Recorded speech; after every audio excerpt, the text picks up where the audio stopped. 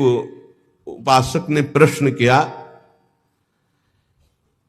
कि हम कभी ये जपते हैं, कभी ये जपते हैं, कभी इनकी सेवा करते, कभी इनकी सेवा करते, बड़ा मन चंचल और दुविधा में फंसा रहता है, क्या करूं? तो यहां पहला भक्ति का लक्षण है श्री गुरु चरणों का आश्रय लेना। श्री गुरु चरण पादाश्रया।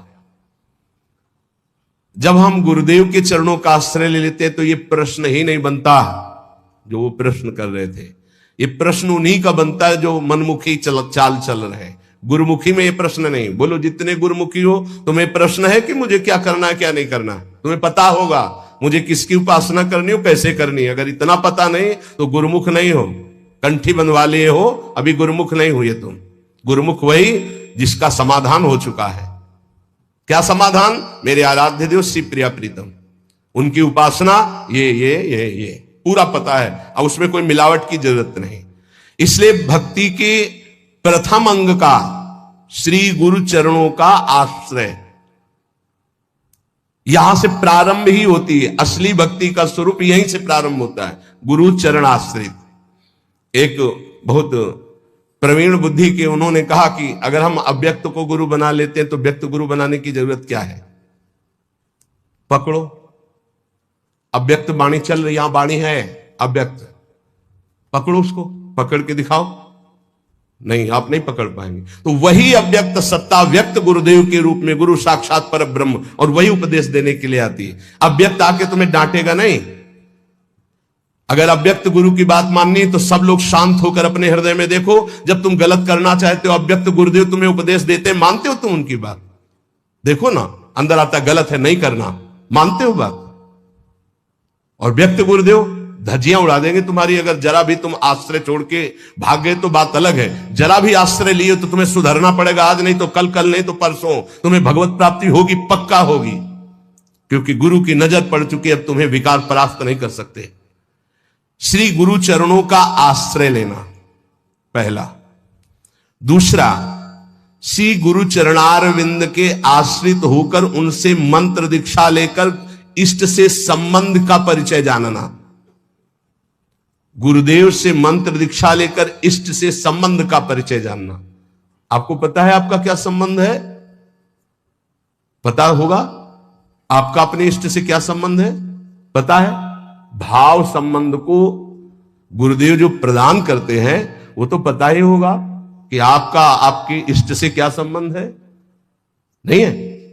हाँ, यह अंदर का विषय है। अपने इष्ट से क्या संबंध है यह आपको पता होना चाहिए। गुरु मंत्र दीक्षा और इष्ट संबंध भक्ति के 64 अंगों में दूसरा। पहला है सबसे पहला गुरु आश्रय। एक आए थे बहुत ज्ञानी जी, बहुत बड़े ज्ञानी जी। ओ, मुझे मोह क्यों है? भ्रम हो गया है। ये भ्रम क्यों है? क्योंकि अज्ञान है। यह ज्ञान क्यों है? क्योंकि आप स्वीकार किए। ये आप कौन है? ब्रह्म है। ये ब्रह्म कैसे है? वह किसके चेला हो? गुरु बनाया किसी को? नहीं, बनाने की चेष्टा की थी, किसी का नाम लिया, बोले बनाया तो किसी को नहीं, तो उनका कुछ नहीं हो तुम। वह क्यों है? माथे में तिलक लगाया, कोई प्रश्नवाचक चिन्ह का नहीं, देख के ही पता चल जाएगा कि संप्रदाय के हो। नहीं चल रहे, क्यों संप्रदाय के हो? नहीं, आप किस संप्रदाय के? बोले क्यों? किसके चेला हो? बोले क्यों के। तो ऐसे एक प्रश्नवाचक चिन्ह नहीं होता, तिलक लगाया करो प्रश्नवाचक चिन्ह का, दूर से पता, दूर से डर जाएगा लोग। और संप्रदाय बोले क्यों वाला है, बचो, इसका समाधान नहीं है। क्यों क्यों क्यों? इसका उत्तर क्या है? आप बोलो इसका उत्तर क्या है? तो गुरु पादाश्रया पहला, और दूसरा है गुरु से मंत्र की दीक्षा और इष्ट संबंध। हर उपासक को पता होना चाहिए हमारा इष्ट से क्या संबंध है। तीसरा, विश्वास पूर्वक गुरु चरणों के आश्रित होकर उनकी सेवा करना। गुरु चरणों की सेवा करना, आज्ञा सम्न सुसाहिब सेवा, गुरु की आज्ञा पे चलना। गुरु सेवा तज करें जबान, यह है अधर्म, यह है सब हानि कान न रस कर मेरा है। देखो एक बात तो इतना समझी लो कि तुम मानो चाहे ना मानो, गुरु जी जो है वो भगवान ही है, दूसरा नहीं है। जितने भी गुरुदेव है सब भगवान है। और जब आप गुरुदेव से कोई भी कपट या छुपाव करोगे तो गुरुदेव के पास एक दृष्टि होती है।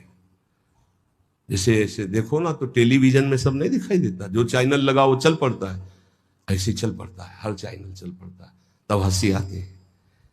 कितने बच्चे हो तुम, क्या समझते हो तुम गुरु को? मनुष्य मानते हो? नहीं, कभी ऐसा। हम सबसे हाथ जोड़कर प्रार्थना करते हैं, एक घर ऐसा रखो जहां सत्य की व्यवहार वृत्ति हो। गुरुदेव, माफ हो जाएगा, सब माफ हो जाएगा, हमारी बात मान लेना। तुमने ऐसा किया जी, तो तुम्हें दंड भोगना पड़ेगा जी। कोई छुपाव नहीं, कोई कपट नहीं, कोई मत डरो। गुरु से सत्य व्यवहार करो, यह सबसे बड़ी गुरु सेवा है। गुरु ते कपट, मित्र ते चोरी, या हो निर्धन या हो कोढ़ी। ये हम संतों की भाषा कह रहे हैं। कुष्ठ रोग से ग्रसित हो जाता है आगे चलकर जो गुरु से छल कपट करता है। ध्यान रखना, निर्धनता, भजनहीनता, ये सब उसके जीवन में आ जाएगी। ये सब 2 मिनट का काम, माया का 2 मिनट का काम है। फूलो मत, भूलो मत, सावधान। जिन्होंने मंत्र दिया है, जिन्होंने अपना जीवन दे दिया है, उनके तुम लाड़िले, वो तुम्हारा अमंगल करेंगे। तुम्हें डरना है इस बात से केवल कि हमसे कोई त्रुटि ना हो जाए। गुरु जी हमें डांटेंगे या फटकारेंगे या मारेंगे तो हमारा जीवन कृतकृत्य हो जाएगा। सच्ची मानिए, अभी मारा ही नहीं पड़ी इसीलिए तुम बहक रहे हो। एक बार माया की मार तो बहुत खा चुके हो तुम। एक बार गुरु की पड़ जाएगी चपत तो जीवन ठीक हो जाएगा, पक्का समझ लो। जिस दिन गुरु करुणा करके एक चपत मार देंगे उस दिन से माया मारना बंद कर देगी, पक्का समझ लेना। वो बड़े भाग्यशाली हैं जिनको गुरु की डांट और चपत लगती है।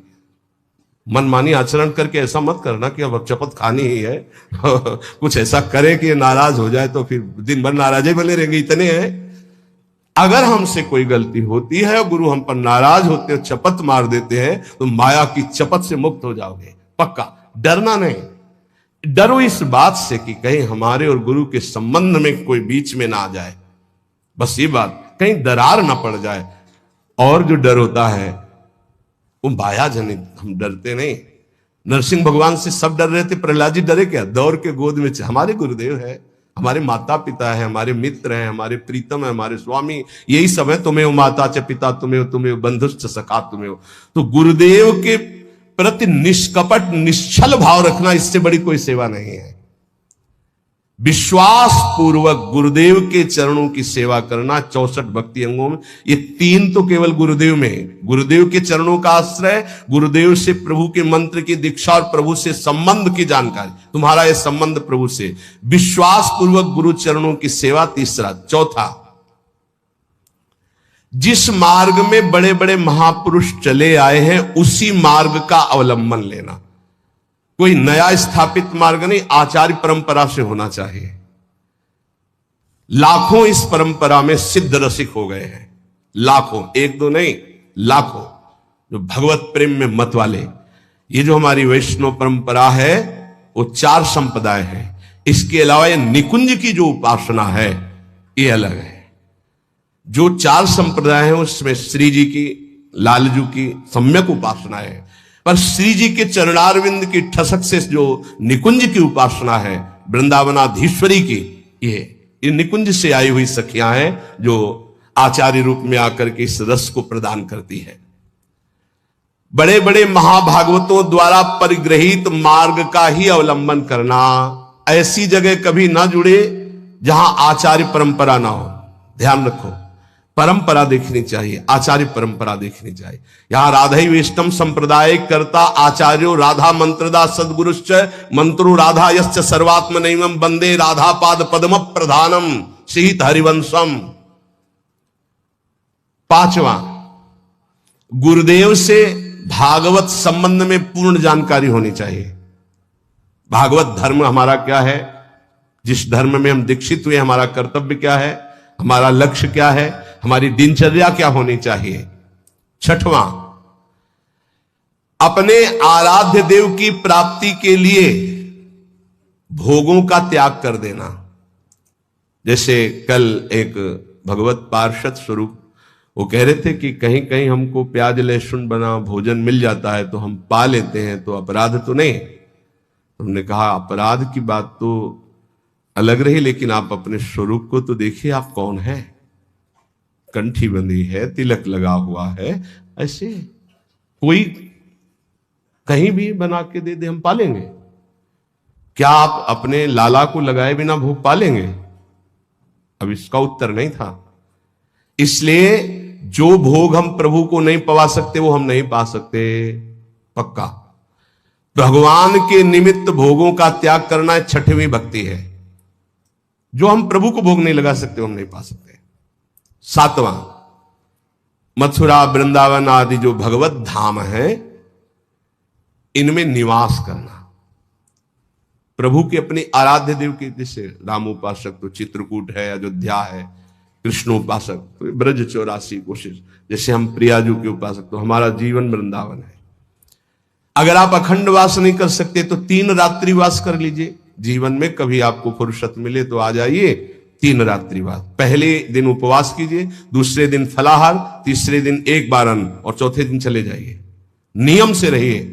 अगर आप कभी अवसर मिले तो कार्तिक मास है, सावन मास है, 10-15 दिन रुक गए, नहीं है तो 3 रात्रि रुक गए, नहीं ज्यादा है तो 24 घंटे रुक गए, लेकिन यात्रा करनी चाहिए।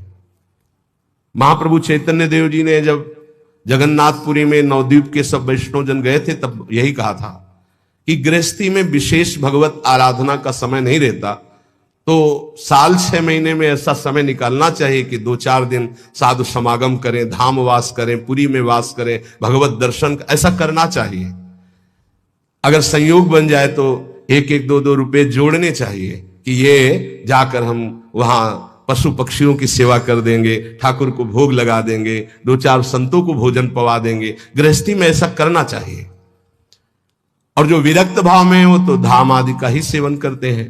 7वां यह है मथुरा वृंदावन ब्रज, ऐसे 84 कोश है हमारा परम पावन ये ब्रज धाम, तो निवास करना चाहिए जितने दिन हो सके। अखंड तो कहो, कोई विशेष भाग्यशाली ये लाभ लेता है।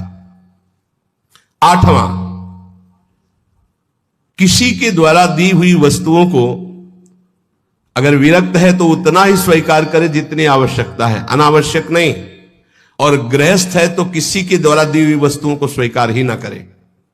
ये भक्ति का 8वां अंग है। आप गृहस्थ हो, आप अगर नमक रोटी भोग लगाओगे ठाकुर जी को बहुत अच्छा लगेगा।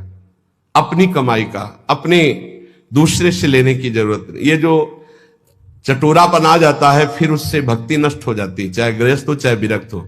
विरक्त जितनी आवश्यकता हो, गृहस्थ अपनी धर्म की कमाई, दूसरे के आगे हाथ फैलाना गृहस्थ का धर्म नहीं। 9वां, व्रतों का सम्मान करना। 64 भक्ति अंगों में है। जो भागवतिक व्रत हैं उनका सम्मान करना, उन दिनों में व्रत रहना, ऐसा। लेकिन यहां वृंदावन नित्य विहार उपासना में विधि निषेध नहीं दास अनन्य उत्कृष्ट व्रतधारी, यहां उत्कृष्ट व्रत धारण किया गया है। ज्ञान धर्म व्रत कर्म जिते सब काहू में नहीं मोह प्रतीति, रसिक अनन्य निशान बजायो एक श्याम श्यामापद प्रीति। सर्वस्व महाप्रसाद प्रसिद्ध ताके, ये सर्वस्व श्री जी की जूठन के आगे हमारा कुछ नहीं। श्री जी का उच्छिष्टामृत, 8 पैर उनका दुलाल। 10वां, आंवला है, पीपल है, तमाल है, ये वृक्ष हैं, आप परिक्रमा कर रहे हैं तो इनको दाहिने कर लीजिए, दाहिने करके निकलिए। अगर आपको शहर में दिखाई दे रहा है कि आंवला पीपल तमाल आदि, तो थोड़ा 4 कदम चलकर उससे दाहिने का अपनी परिक्रमा में ले लीजिए, प्रणाम कीजिए। इनका सम्मान करना ये भक्ति का 10वां अंग है। 11वां, जो भगवान की निंदा करने वाले हैं, भक्तों की निंदा करने वाले हैं, भक्ति की निंदा करने वाले, ऐसे भगवत विमुख को पहचान ले और उसका कभी संग न करे। ये भक्ति का अंग है। ऐसा संग जिनके संग कुमति मति उपजय, करत भजन में भंग, तजोरे मन हरि विमुखन को संग। ये दीक्षा देने में एक अंग का वर्णन जरूर करते हैं कि ऐसे लोगों का संग कदापि न किया जाए।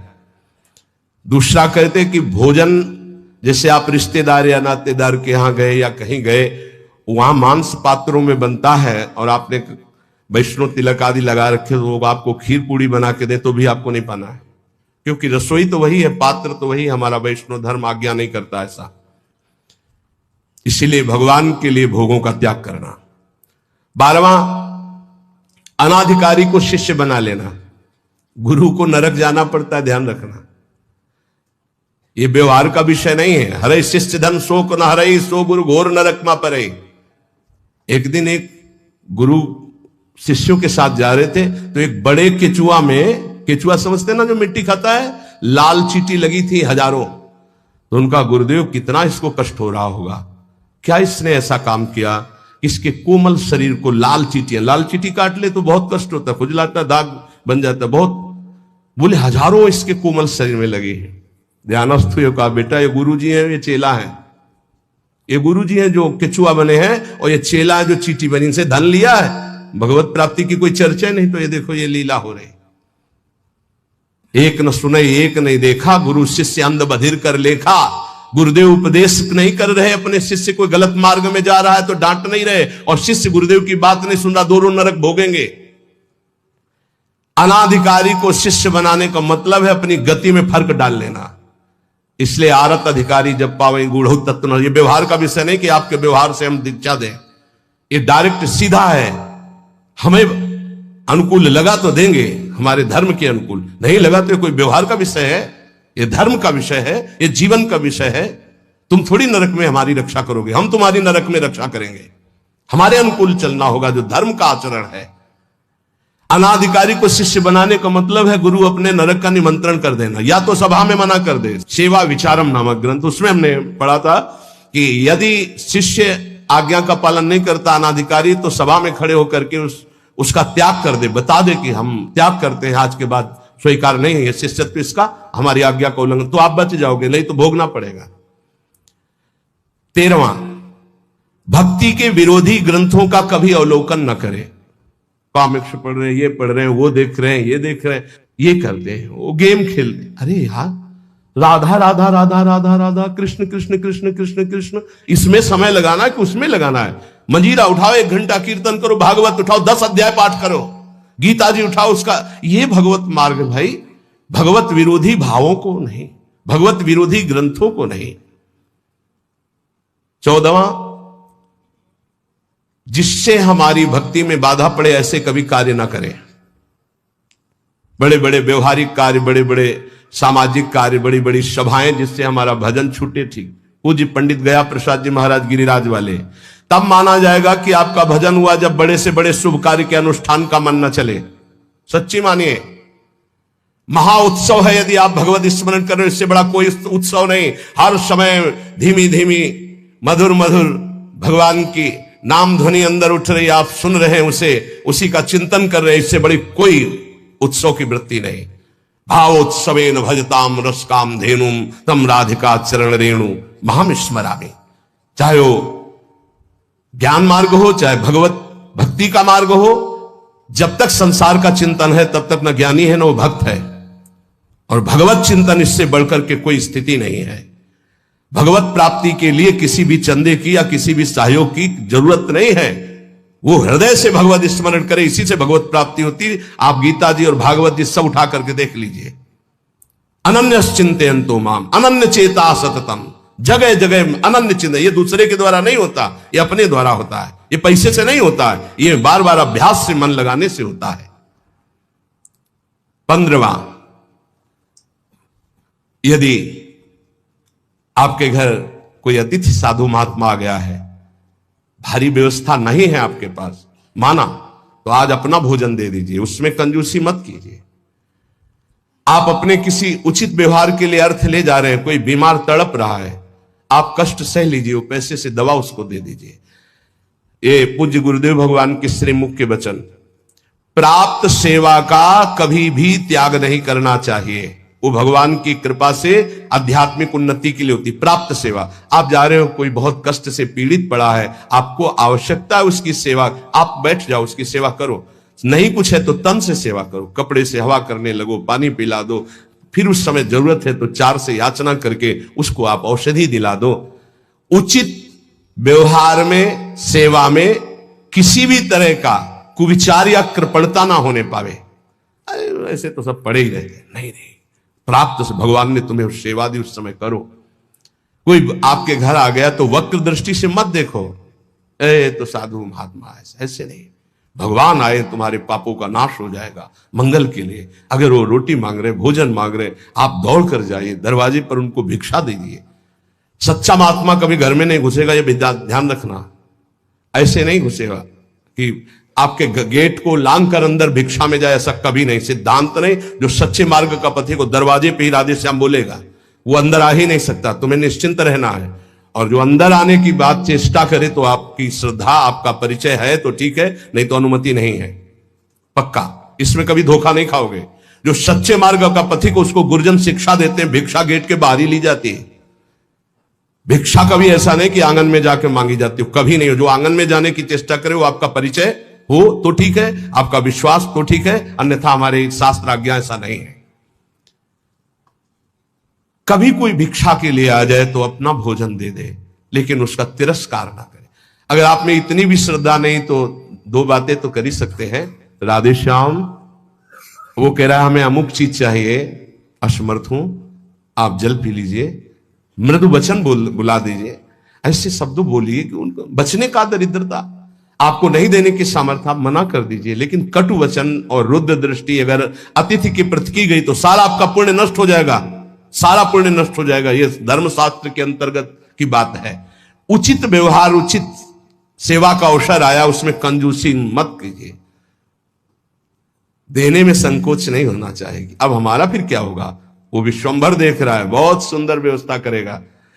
आज तक जिसने साधु सेवा की, भगवान की प्राप्ति हुई, भगवान की कृपा प्राप्ति हुई। कभी ऐसा नहीं हो सकता कि संत सेवा वाला, कभी नहीं हो सकता। श्री जी उसके वैभव, उसके सेवा में उपस्थित, भगवान उपस्थित है। त्रिलोचन जी के यहां संत सेवा में स्वयं भगवान श्री हरि अंतर्यामी बन नौकर बन करके चले गए।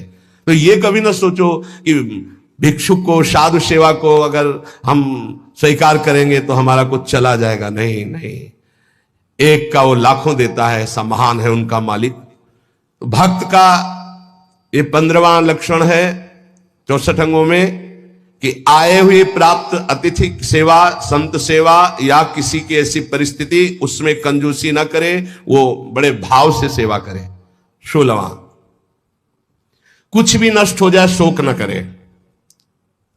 शोक क्यों ना करे? हमारी बड़ी कीमती वस्तु नष्ट हो गई तो जिसने अनंत ब्रह्मांड बनाया, मेरा स्वामी जिस समय चाहेगा वो उससे बड़ी कीमती वस्तु दे देगा, मैं शोक क्यों करूं?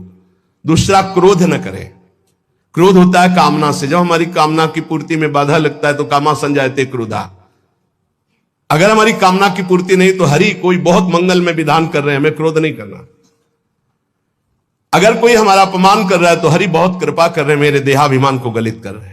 अगर कोई हमारी निंदा कर रहा है तो हमारे पापों को नष्ट कर रहा है। उससे जैसा हमारा प्यारा मित्र कौन हो सकता है? तो हमें क्रोध बनता ही नहीं किसी पर करने को। और भी काम आदि विकारों के वशीभूत ना होना, ये 16वां है। 17वां, आप भले अपने देव इष्ट देव के अनन्य हैं, लेकिन किसी भी देवी देवता का आप निंदा या अपमान न करें, नहीं तो आपके इष्ट देव से आपकी रति खत्म हो जाएगी। अनन्यता के ठसक में आकर कहीं किसी की निंदा न कर दे, कहीं किसी का अपमान न कर दे। सब में हमारा इष्ट विराजमान है। 18वां, किसी भी जीव को वाणी से, तन से, मन से उद्वेग ना दे और किसी के द्वारा दिए हुए उद्वेग से उद्वेगित ना हो। ये बहुत काम की बात है। कोई कितना भी उद्वेग दिलाना चाहे, आप उद्वेगित ना हो, आप अंदर से व्यथित ना हो, नहीं तो आपकी निष्ठा में फर्क पड़ जाएगा, साधुता में फर्क पड़ जाएगा। और 19वां, 32 सेवा अपराध और 10 नामापराधों से बचे। वो चर्चाएं पीछे हो चुकी है। 20वां, यदि कोई भगवान के भक्ति की निंदा कर रहा है तो या तो उसकी जबान बंद करो या कान में अंगुली डालो, वहां से चल दो। राधा राधा राधा राधा राधा राधा। भक्त निंदा कान में नहीं पड़नी चाहिए। हो यहां और कान के पर्दे हिला के पूरा सुनना चाहते हैं, फिर क्या हुआ? अच्छा, ऐसा लग रहा है कि मानो परमानंद की बात, भगवान की कभी चर्चा ऐसे नहीं सुनेंगे, उसमें तो झटके लग जाएंगे आलस्य के। लेकिन किसी की निंदा होने लगे, फिर देखो पूरे कान के पर्दे खोल। क्यों? क्योंकि पतन की तरफ मन हमारा स्वाभाविक जाने के लिए तैयार रहता है। जैसे जल को छोड़ो नीच गति, ऐसे ही मन को छोड़ दो नीच गति। तो अगर किसी भी संप्रदाय के किसी भी संत भक्ति की निंदा हो रही है तो हमको वहां से हट जाना चाहिए या कान में अंगुली डाल लेना चाहिए, नहीं तो भारी अपराध लगता है। संत संभ श्री पद अपवादा, कही सुनीता अस मर्यादा, काटी जीभ तासु जो बसाई, श्रवण मुंद नत चले पर आई। किसी भी संत भक्त महात्मा की निंदा हो रही और सभा में आप बैठे तो आप पाप के अधिकारी होंगे, आप हट जाइए, तुरंत हट जाइए। हरिहर निंदा सुनई जे काना, पाप लगे गौ घात समाना। गौ हत्यारे को जो दुर्गति होती वही भगवान और भगवान के भक्तों की निंदा सुनने वाले की होती है, करने वाले की होती, दोनों अपराधी माने जाते हैं। 21वां, गुरु दीक्षा लेकर तिलक मुद्रा वैष्णव चिन्ह ना धारण करना, यह अपराध है, धारण करना चाहिए। अगर दीक्षा ले ली है, देखो हर आचार्य तिलक धारण करते हैं, आद्य गुरु भगवान शंकराचार्य, निम्बारकाचार्य, हर वैष्णव जन चाहे जिस मार्ग के पथिक हो सब तिलक धारण करते हैं, सब कंठी धारण करते। वो रुद्राक्ष ये तुलसी जी की कंठी धारण करते हैं। ज्यादा सिद्धावस्था नहीं झाड़नी चाहिए। इष्ट तिलक लगाते हैं, आचार्य लगाते हैं, गुरुदेव लगाते हैं, और हम इतने ऐसे देखने को प्रमाद स्थिति मानी जाती है। सिद्धावस्था, सिद्धावस्था जब तुम्हें भोजन की याद न रहे, तुम्हें शौच लघु शंका की याद न रहे, तुम्हारी दिनचर्या अस्त व्यस्त है, तुम्हें पता नहीं, तुम भगवदाकार वृत्ति में डूबे हुए अवधूत स्थिति है, वो बात अलग है। उसके लिए लिखा, लिखंति भुजमूल तो न खलु शंख चक्रादिकम विचित्र हरि मंदिरम न रचयंति भाल स्थले लसत तुलसी मालिकाम ददत कंठ पीठे नवा गुरुर भजन विक्रमात् को ईते महाबुद्धया। वो ऐसी स्थिति को प्राप्त महापुरुष शरीर की सुध नहीं तो तिलक कौन लगावे, कौन कंठी बांधे, कौन दर्पण देख करके लगावे, लेकिन इतनी है स्थिति तो तिलक लगाओ। ऐसी स्थिति जो आचार्य स्वयं धारण करते हैं, तिलक गुरुदेव धारण करते हैं, तो बिना तिलक के 1 मिनट भी नहीं रहना चाहिए। जैसे सुबह आते तो पहले पूरे शरीर में रज और सूखी बट्टी से तिलक की रचना, क्योंकि उस समय नहीं होता कि हम बैठ कर फिर आकर यहां तिलक रचना करके ऐसे। अगर हमारे पास समय तो हम चाहे सूखी रज से ऐसे तुरंत तिलक बनावे, वो दिखाई नहीं देगा, पर द्वादश तिलक लगा के ही आगे बढ़ना चाहिए। स्नान के तुरंत बाद तिलक की रचना होनी चाहिए। और कंठी एक इष्टा में रख लेनी चाहिए, कभी ये टूटे तो तत्काल कंठे बांध ली, गुरु प्रदत्त प्रसादी करवा के रख लेनी चाहिए। वैष्णव चिन्हों को जरूर धारण करना चाहिए, माला मुद्रा आदि। 22वां है, प्रभु के नाम अक्षरों को मस्तक पर हृदय पे धारण करना।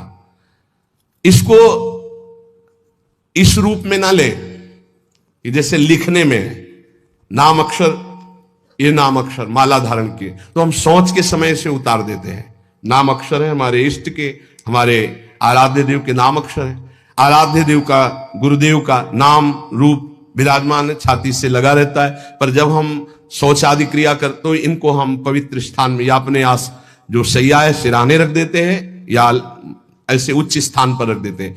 अगर हम राधा नाम मस्तक पर लिखें इसके अनुसार, अगर इसको हम इस भाव में अर्थ लेते हैं कि प्रभु के नामाक्षरों को शरीर पर धारण करना, ये है। हम राधा नाम बाजूबंद बांध सकते हैं, राधा नाम लिखकर हृदय में धारण किए हुए, पर हम सोच के समय उतार देते हैं। अगर हम अक्षर बनाते हैं यहां, तो हम जब स्नान करेंगे तो हमारे अधोअंगों में और पैरों में हो जाएगा। हमारी श्रद्धा कहती है कि हमें ऐसा नहीं करना चाहिए, क्योंकि वही नाम हमारे सिंहासन में बैठ, वही नाम हमारा आराध्य देव, और उसी नाम को जब हम नहाएंगे स्नान करेंगे तो वो हमारे अधोअंगों में होते हुए पैरों तक जाएगा। ऐसा हम बर्दाश्त नहीं कर सकते, क्योंकि हम उसी नाम का चरणामृत ऐसे लेते हैं कि कहीं एक बूंद भी जमीन पे ना गिरने पावे। तो हमें जो इसका भाव है कि भगवान नामों का जो अंकन, वो ऐसे भगवान नाम की माला धारण करना, भगवान नाम को ऐसे हृदय में धारण करना, जैसे हमारे बिजली बाबा भगवान नामों का मुकुट धारण करते हैं, भगवान नामों के अक्षरों का, ऐसा बाहर से ऐसे धारण कर लिया, उतार के रख के शौच स्नान आदि करके फिर धारण कर लिया। अभी एक महावैष्णव आए हुए थे महाराष्ट्र से, ठाकुर जी को अपने ऐसे मस्तक पर धारण किए हुए थे, ये गोपाल जी को ऐसे लिए हुए, हर समय प्रसाद पाने के लिए जब बैठे तो सामने ठाकुर जी विराजमान, सब ऐसे जो महापुरुष धारण करते हैं उनकी श्रद्धा, उनका भाव। लेकिन हमारा आज तक भाव ऐसा, वो घबराहट पैदा हो जाती है कि नाम का जो धोवन चरणों में जाएगा वो बिल्कुल ठीक नहीं। जैसे कुछ भावुक जन अपने हाथों में या ऐसे टेटू में भगवान नाम लिखवा लेते हैं, भगवान रूप बना लेते हैं, और जब शौच आदि होते हैं उन्हीं हाथों से ये बिल्कुल ठीक नहीं है। आपको भगवत रूप पहना, यहां पहनिए, समय से उतार कर टांग दीजिए, फिर शौच स्नान करके फिर धारण कर लीजिए। ऐसा मत कीजिए जो ये अंकित करवाना है, तुम्हें ज्ञान नहीं। अब यहां लिखा है राधा कृष्ण, अब शौच तो वही पानी, वो हाथ धोना वही, नहाओगे वही, ये फिर नाम का जो प्रकाश है वो आनंद में नहीं आ पाएगा। ये बात नाम का आदर, नाम का आदर करना। एक बार पूज्य राधा बाबा ने देखा कि ठाकुर घनश्याम दास जी गीता वाटिका बैठे ही अंगुली से ऐसे लिख दिया राधा, और बाबा उधर से निकले तो अरे ठाकुर ये गलती क्या कर दी, आप इसके एक कण में भी पैर पड़ेगा सारे सुकृत नष्ट हो जाएंगे। राधा नाम लिखा, बैठ गए। बाबा पूरी रथ समेटी, एक एक सब समेट करके और तुलसी के घेरे में डाला, का ठाकुर ऐसी गलती मत करना। नाम को जो पहचान गए, नाम को जो जान गए, वो नामी को अधीन कर लेते हैं। इसलिए नाम का आदर करना है, पर ऐसे लिखना, ऐसे धारण करो।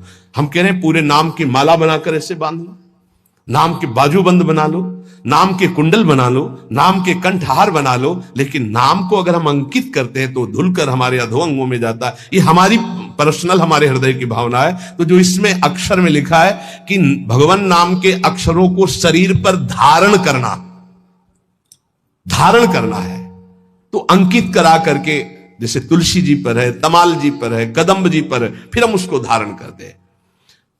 23वां, प्रभु को निवेदित माला पुष्प तुलसी आदि का बड़े आदर के साथ सेवन करना।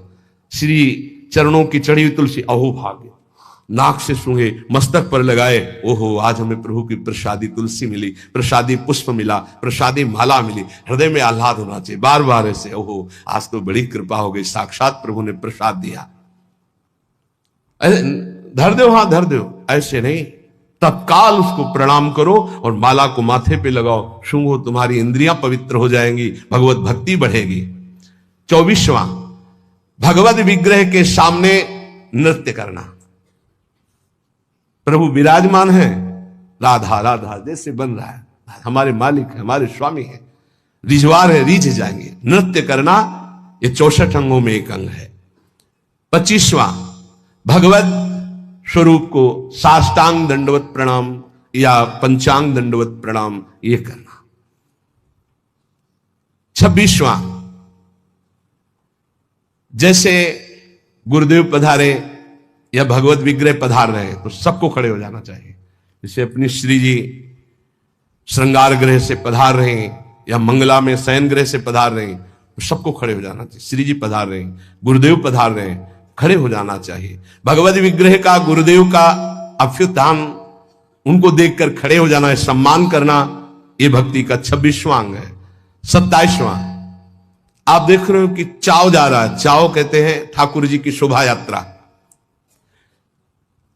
पहले आप प्रणाम करो, किसी की भी जा रहे हो, किसी भी ठाकुर की, किसी भी वैष्णव की प्रणाम करो, साष्टांग या पंचांग जैसी श्रद्धा बने सबको, फिर 5-10 कदम पीछे पीछे चलो, फिर प्रणाम करके वापस आ जाओ। ये वैष्णव मर्यादा है, ऐसा नहीं देखा है उन संप्रदाय, वैसे सारे सुकृत नष्ट हो जाएंगे, इसीलिए भक्ति बढ़ती नहीं। अरे कोई कृष्ण बोले, कोई राम बोले, कोई हरि बोले, कोई शिव बोले, सबकी चरण धूल मेरे माथे पे, ये सब महाभागवत जन है। ये जो दृष्टि रखते हैं ना, ऐसे होते हैं किस संप्रदाय के, ऐसे ये पुण्य नष्ट हो जाएंगे। कोई भी भगवत विग्रह, जैसे कोई भक्त है अपने ठाकुर जी को माथे पे विराजमान किए, प्रणाम करो, 5 कदम उसके साथ चल दो, नाम कीर्तन हो रहा है तुम अपना मंत्र जपते हुए साथ चल दो, फिर प्रणाम करो, वापस आ जाओ, इससे कृपा प्राप्त होगी। प्रभु की चाव या सवारी के पीछे कुछ कदम चलना, अगर बहुत समय है तो आप साथ चल रहे तो 5 कदम तो चल ही सकते हैं। 28वां, प्रभु के श्री विग्रह के दर्शन के निमित्त जाना। बिहारी जी, राधा रमण, राधा वल्लभ, यहां तो घर घर ठाकुर तुलसी सेवा। प्रभु के मंदिरों, और अगर आपका शरीर स्वस्थ है तो सवारी मत लीजिए, आपका शरीर स्वस्थ है तो नंगे पैर जाइए। यहां तो सिर भर जाऊं उचित असमोरा, मेरे प्रिया प्रीतम का धाम है, उनके दर्शन करने जा रहे हैं, मंत्र जप करते हुए नंगे पैर, यहां कोई कांटे थोड़ी बिछे, मार जूता और चप्पल पहनकर चलना। सही बात, बड़ा दुर्भाग्य है अगर ये पहनकर अपने को चलने को होता है। ये तो डॉक्टर मना किए कि वैसा ऐसा नहीं, तो जीवन भर हो गया नंगे पैर ही रहे हैं। जो सुख मिलता है रज स्पर्श से पादुका, ये दुर्भाग्य है। प्रभु के मंदिर कम से कम, अब कोई कई तो सीढ़ियां भी चढ़ जाते हैं पादुका से, क्या करें, नहीं तो पादुका पहने दर्शन करें। अरे प्रथम सीढ़ी में पैर रखने के पहले तो पादुका उतार दे कहीं। अगर तुझे पादुका में चित्तवृत्ति लगी रहेगी तो पैर के ही मत जा। क्या कांटे बिछे हैं प्रभु के धाम में, मंदिर में दर्शन करने, इतना तो कर ले। 29वां, प्रभु के मंदिर में दर्शन करके 4 प्रदक्षिणा करना। अगर समय नहीं तो दाहिने करते हुए जाओ, दर्शन करके निकल जाओ। समय है तो 4 प्रदक्षिणा कर लेनी चाहिए, ये बहुत लाभ प्राप्त होता है। 4 प्रदक्षिणा हमारे श्री प्रिया प्रीतम जी की होती है। 30वां, प्रभु के श्री विग्रह विराजमान करना और उनकी सेवा करना, ये वैष्णव धर्म है। सबके पास सेवा होनी चाहिए, चाहे नाम सेवा हो, चाहे रूप सेवा हो, छवि सेवा हो, श्री विग्रह सेवा हो, सेवा होनी ही चाहिए। क्योंकि बिना सेवा किए मानसिक सेवा में प्रवेश नहीं। और बिना सेवा के आप जी कैसे सकते हैं, पानी कैसे पीते हैं, भोग कैसे पाते हैं? जब भोग लगा लेते हैं तब पाते हैं। तो प्रगट में सेवा हर वैष्णव के पास होनी चाहिए, चाहे राधा नाम की ही सेवा क्यों ना हो। 31वां, प्रभु के लिए परिचर्या करते हुए पंखा डुलाना, चंवर डुलाना, माला गूंथना, चंदन घिसना, जहां प्रभु विराजमान हुआ सोहनी लगा करके पोछा लगाना, विविध प्रकार की भोग तैयारी करना, ये विविध प्रकार की जो परिचर्या है ये बहुत बड़ा लाभ प्रदान करती है। इसी परिचर्या के बल से अम्बरीश जी की रक्षा में सुदर्शन चक्र था। चक्रवर्ती सम्राट होते हुए स्वयं पोछा ठाकुर जी के लिए लगाते थे, स्वयं परिचर्या करते थे। ये छोटी मोटी बात नहीं जो आप पंखा करते हो, चंवर करते हो, श्री जी की सेवा में हो। साक्षात श्री जी ने स्वीकार किया है, चाहे वो कोई गेट सेवा में हो, चाहे वो सब श्री जी की सेवा में। सेवा परिचर्या से आराध्य देव को अधीन किया जाता है। 32वां, प्रभु के सम्मुख बैठ करके उनके गुणों का गान करना, उल्लसित होकर गाना चाहिए। प्रभु राग रंग नहीं देखते। मानत अपनो भाग राग करत अनुराग बिन दीखत सकल अभाग श्री हरिवंश कृपा बिना। बहुत सब राग रागिनियों का ज्ञान है लेकिन अनुराग नहीं है तो प्रभु नहीं रीझते। हाँ, लोग तो रीझ जाएंगे, प्रभु नहीं रीझेंगे। और देखा है राग रागिनियों में प्रधानता रखने वाले पर, और लोगों की तालियां या लोगों का भाव देखते हैं। प्रभु बैठे उनकी तरफ पीठ है, ऐसे प्रभु हैं, ऐसे बैठे राग रागिनी, सामने तालियां बज रहे, सामने बज रहे। मानत अपनो भाग राग करत अनुराग बिन दीखत सकल अभाग। कोई राग नहीं आता, आप ऐसे गा रहे तो वाह वाह ठाकुर जी बोल उठेंगे जिस दिन भाव से गाओगे। नाम बाणी जहां श्याम श्यामा तहां, नाम बाणी सुनत श्याम श्यामा सुबस। प्रभु के सम्मुख गान करने का सौभाग्य जानते हो, ये जो आप लोग बैठकर गान करते हो, बड़ी विशेष कृपा है। उनके लीला गुण गायन से बहुत जल्दी वो प्रसन्न हो जाते हैं। 33वां, भगवान के सामने भगवान का नाम कीर्तन करना, ये जो आप लोग करते हैं, हृदय आह्लादित हो जाता है। राधा राधा जब आलाप लेते हैं तो जैसे दूध गैस में चढ़ाओ तो उफान नहीं आती, ऐसे भक्तों के हृदय में उफान आनंद की आती उच्च स्वर से नाम कीर्तन सुनकर। 34वां, इष्ट मंत्र का जाप का नियम होना, जैसे गुरुदेव देते 11 माला, 21 माला, 33 माला, जो भी, वो संख्या जरूर पूरी करनी चाहिए। इष्ट मंत्र की जो संख्या है गुरुदेव ने जो दिया है, ये भक्ति का अंग है, जरूर पूरा करना चाहिए। ध्यान देना चाहिए कि हमें इतना मंत्र जो गुरुदेव ने कहा वो जपना ही जपना है। इष्ट मंत्र का नियम पूर्वक जप का ये भाव गुरुदेव ने जो दिया उसको पूरा करना चाहिए। 35वां, रोज प्रभु से प्रार्थना करनी चाहिए, उनकी कृपा मांगनी चाहिए। रो रो कर उनके दर्शन की इच्छा, उनके प्रेम की इच्छा, उनके चिंतन की इच्छा, यही हमारी भिक्षा, ऐसा मांगना चाहिए। रोज 4 शब्द तो बोलना चाहिए, लाडली जी कृपा करो, अपना निरंतर नाम हमारे हृदय में चला दो। प्रिया जो और कोई चिंतन न बन पावे, बस आपका चिंतन बना रहे, ऐसा मन से बातें करनी चाहिए, वही प्रार्थना है। 36वां, महापुरुषों के द्वारा गाए हुए स्तोत्र और पदों का गायन करना चाहिए। जैसे चतुरासी जी है, ये सब स्तोत्र ही है। श्रीमद राधा सुधा निधि, एक एक श्लोक सब प्रार्थना भरे हुए हैं, स्तोत्रों का गायन करना चाहिए। 37वां, प्रभु के निवेदित किए हुए प्रसाद का बहुत महत्व रखना चाहिए। जैसे प्रसाद आया तो खड़े हो जाना चाहिए, भगवत प्रसाद आया, प्रणाम करके हाथ में जो तत्काल पाना चाहिए, तत्काल। प्रसाद की महिमा चाहे किनका तत्काल, ऐसा रख दो फिर पा लेंगे समय आने पर, अभी हमारे पास समय नहीं, ये अपमान हो गया। प्रसाद, भगवत प्रसाद का सबसे पहला सम्मान, माथे पे लगाओ, प्रणाम करो। अगर आप बैठे हो प्रसाद आया तो खड़े हो जाओ, पहले प्रसाद का सम्मान करो, भगवत स्वरूप मानना। एक कह रहे थे कि हम कुछ भी पाते हैं तो हमारा भजन रुकता है, तो हमका कुछ क्यों पाते हो? गुरु प्रसाद पाओ, भगवत प्रसाद पाओ। हाँ बोले वही वही, तो हमका उसे कुछ में क्यों बोले? भगवत प्रसाद पाने से भजन में विक्षेप पड़ता है। बोले असली बात है कि विक्षेप पड़ जाता है, तो यहां तक टिटुआ तक कौन बोला कि खाओ? थोड़ा प्रसाद पाओ और देखो भजन होता है कि नहीं होता है। अब हलवा पूड़ी सब तो ठाकुर जी हजम कर पाएंगे, वो तो विश्वम्भर है, वो तो आग पी गए, तुम पियोगे क्या? वो तो पी गए आग, दावानल में सब सखाओ जब गौएं हुई ऐसे कह के मुंह पे पी गए। देखो भगवत प्रसाद किनका लो, मधुकरी भरपेट पाओ। जो मंदिर से प्रसाद मिले तो किनका ले लो, ये सिद्धांत वैष्णव का रहा है। एक बार झाड़ू मंडल के पूज्य महाराज बलराम दास जी महाराज, उनको वृद्ध अवस्था में एकदम काम वेदना जागृत हो गई। वो कोई माताएं स्नान करेंगी तो दृष्टि, तो उन्होंने कहा कि अब जीवन को नहीं रखेंगे, गलत भाव आ गया। तो सब भक्तों ने कहा कि चलो वृंदावन की परिक्रमा लगाते हैं। तो नाम कीर्तन करते हुए परिक्रमा लगाई तो जो विकार आया था वो हट गया। बहुत बड़ा प्रभाव है, जिससे आपका ज्यादा दिमाग संसार की तरफ आकर्षित होने लगे। तो कोई अन्न चला गया दूषित, तो आप वृंदावन की गिरिराज जी की परिक्रमा लगा लो, पूरा नशा उतर जाएगा, जो अन्न आदि का दोष का है वो नष्ट हो जाएगा। और उन्होंने कहा कल प्रसाद कहां से पाया?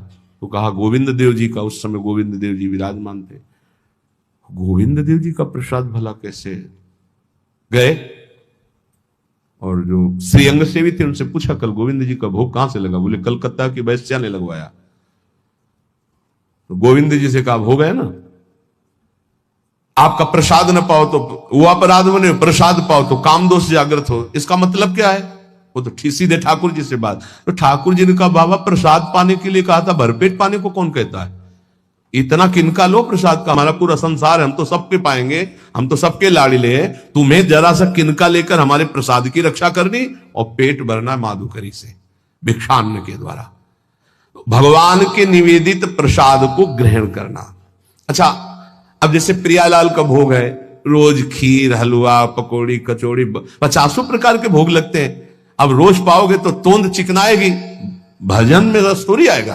पक्का समझो, भजन में तब रस आएगा जब इतना किनका ले लिया। और देखो अपने लोग तो उपासक हैं। श्री स्वामी हरिदास जी महाराज ललिता जी के अवतार, कोई साधक नहीं है, पर 56 भोग बिहारी जी का लाए। उत्तम भोग लगाए मोर मरकट को सेवाएं, वृंदावन के मोर मरकट को ऐसे ऐसे करके चीख लेते और चना, आप चना पाके रहते सूखे।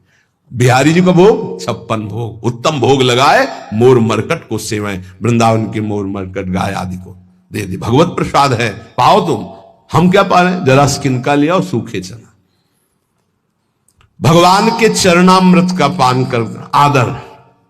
जब चरणामृत लेने का अवसर आए, 38वां नंबर, तत्काल ऐसे हाथ में ऐसे वस्त्र लगा के चरणामृत लेना। कोई कोई तो हमने राधा वल्लभ जी ने सुना, पानी दे दो हमको भी जल। ऐसे नहीं बोला जाता। चरणामृत पानी, चरणामृत जल है? नहीं नहीं, भगवत चरणामृत तो बेचारे जानते नहीं है ना। ऐसे सदैव लेना चाहिए कि एक बूंद भी पैर में ना गिरे। ऐसे लेकर चरणामृत का पान करना। और रोज नियम बना लो, सबसे प्रार्थना है कि बिना चरणामृत के तुम्हारी दिनचर्या शुरू नहीं होनी चाहिए। स्नान किया, रज लगाई, तिलक लगाया, चरणामृत लिया, अब हमारी दिनचर्या शुरू होगी। जब तक जबान, हम ये परम वैष्णव की बात करें, जबान में चरणामृत नहीं गया तब तक और प्रसाद नहीं पाएंगे। पहले चरणामृत। और 39वां, प्रभु को चढ़ी हुई सुगंधित इत्र धूप आदि ग्रहण। इत्र का जैसे फुहा श्री जी के अंग, बहुत मंगलमय श्री और से गंधारी मेरी प्रियाजू के श्रीअंग का स्पर्श किया। इसीलिए इन प्रेमी जनों को समझ पाना मुश्किल होता है। अब इत्र की सुगंध आ रही, पान का बीड़ा मुख में लगा हुआ है, तो लगता है कि कैसे पान खाए हुए जो निषेध है, माला पहने हुए जो निषेध, संत को इत्र लगाए हुए जो निषेध। पर ये निषेध नहीं है, यहां ये विधि है। वैष्णव सेवा, वैष्णव संप्रदाय में भगवत आराधना में ये विधि है। प्रभु को चढ़ा हुआ इत्र और धूप आदि की गंध लेना, सुगंध लेना, इससे भक्ति बढ़ती है। 40वां, पवित्र होकर ही भगवत विग्रहों का स्पर्श करना, अपवित्र दशा में नहीं। पर बहुत पवित्रता का थोड़ा निर्वाह आजकल बहुत कठिन हो गया है। अब इतने बढ़िया बाथरूम बने हुए कि रज का तो छू नहीं सकते हैं, वही साबुन से ऐसे कर लिए तो हमारी दृष्टि में अपवित्र ही मानते हैं हम। अगर रज का सेवन नहीं तो अपवित्र है। और अगर आप कि वस्त्र उस शौचालय वाले पात्र में वो है ना, उसमें छू गए तो हम अपवित्र ही मानते हैं, वो सेवा लायक नहीं। बहुत संभाल करके, आजकल वो अटैच बाथरूम है ना, बहुत संभाल करके, पवित्रता बड़ा कठिन हो गया है। 41वां, जब दर्शन करने जाए तो आचमन करके पवित्र होकर के ही भगवत दर्शन करने जाए। 42वां, अगर आप दर्शन करने गए हो, पर्दा आ रहा है कि आरती होने वाली है, तो रुक जाइए, चाहे जितना बड़ा काम हो, भारी से भारी कार्य को छोड़कर आरती के दर्शन करके ही जाइए। आरती का महत्व रखिए। आरती के प्रकाश में जब प्रभु के श्री अंगों का दर्शन होता है, कोटि कोटि जन्मों के अघों का मार्जन हो जाता है। 43वां, अगर कहीं भगवत चर्चा हो रही, कथा हो रही, भगवत नाम कीर्तन होता, रुक जाओ, 2 मिनट बैठ जाओ। एक घड़ी आधी में पुनियादि, तुलसी संगत साध की कोटि कटे अपराध। अगर भगवत चर्चा हो रही, कथा, यहां क्या हो रहा, सत्संग, बैठ जाओ। आधी में पुनियादि, 12 मिनट बैठ जाओ, 6 मिनट बैठ जाओ, कुछ शब्द पढ़ जाएंगे, तुम्हारा मंगल हो जाएगा। नाम कीर्तन हो रहा है, भगवत कथा हो रही, कोई संत भगवान बोल रहे, 2 मिनट सुन लीजिए, तुम्हारा मंगल हो जाएगा। भक्ति का अंग है। हाथ जोड़ करके वहां बैठ करके सुना, ज्यादा समय नहीं तो 10 मिनट सुना, चल दिया।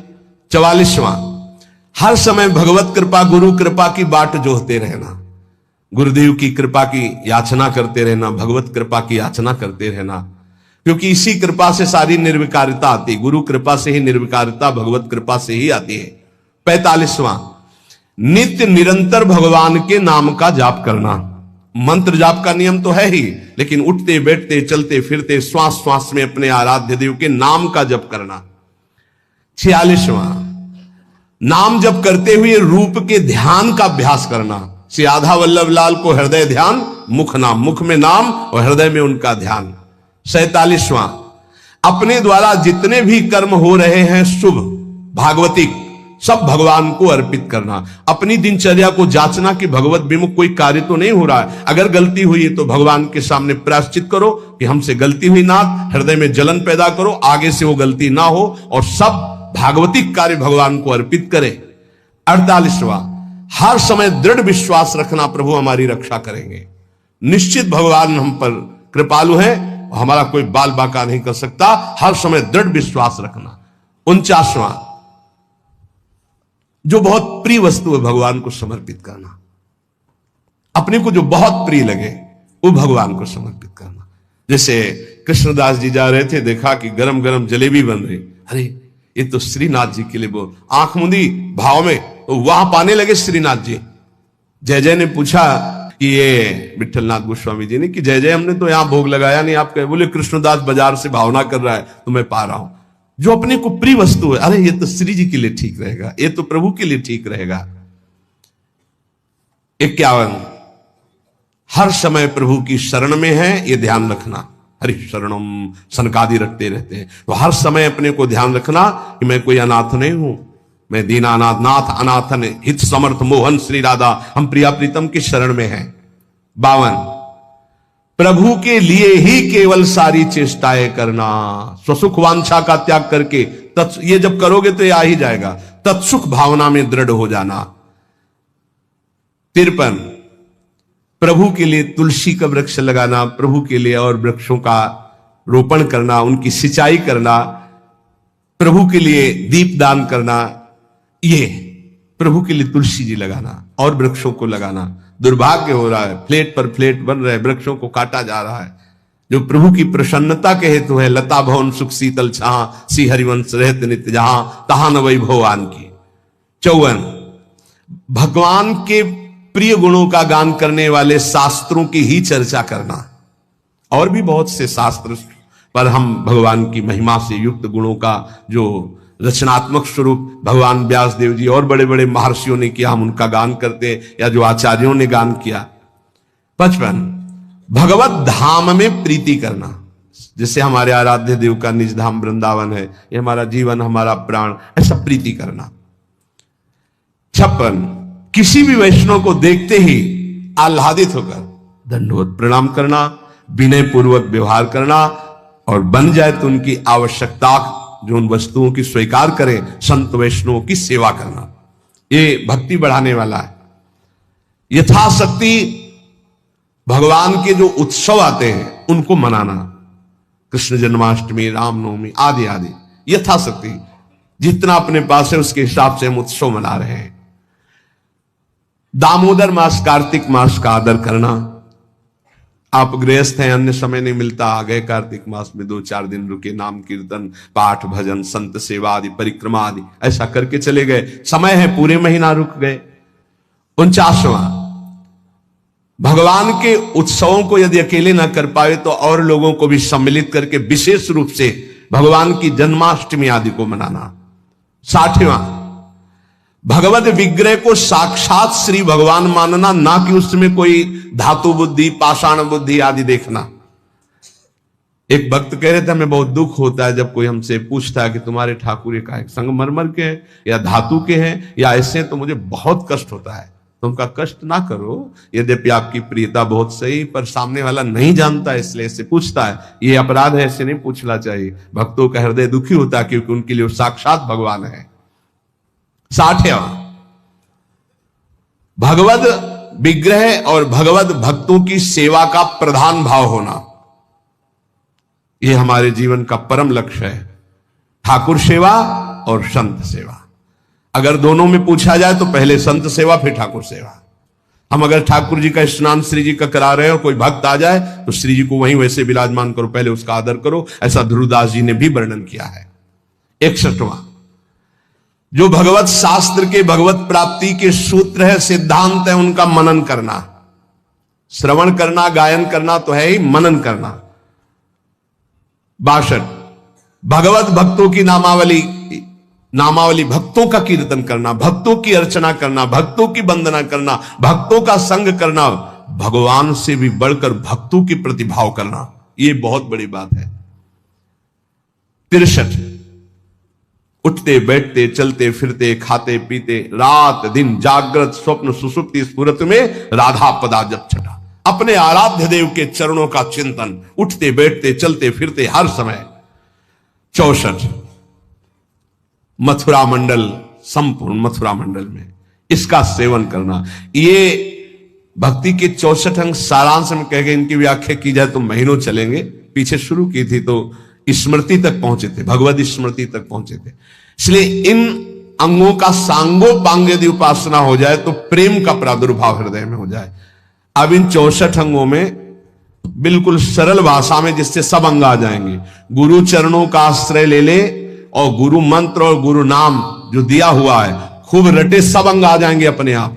2 बात पकड़ लो, गुरु चरणों का दृढ़ आश्रय और गुरु प्रदत्त नाम मंत्र में रति, इसी से सब अंग जागृत हो जाएंगे। आप सुनो, पढ़ो, अच्छी बात, ना पढ़ोगे ना सुनोगे तो भी आपके अंदर आ जाएगा, क्योंकि नाम में इतनी सामर्थ्य है कि वो सर्वांग भक्ति प्रकाशित कर देता है, वो सब ज्ञान वैराग्य विवेक सब जागृत कर देता है। इसलिए हमारी सबसे प्रार्थना है, गुरु मुख से मिला हुआ नाम वो बहुत जल्दी आपको लाभ प्रदान करेगा। गुरु चरणों का आश्रय और गुरु मंत्र गुरु नाम का जप, ये भव समुद्र से पार होने के लिए सुदृढ़ उपाय है।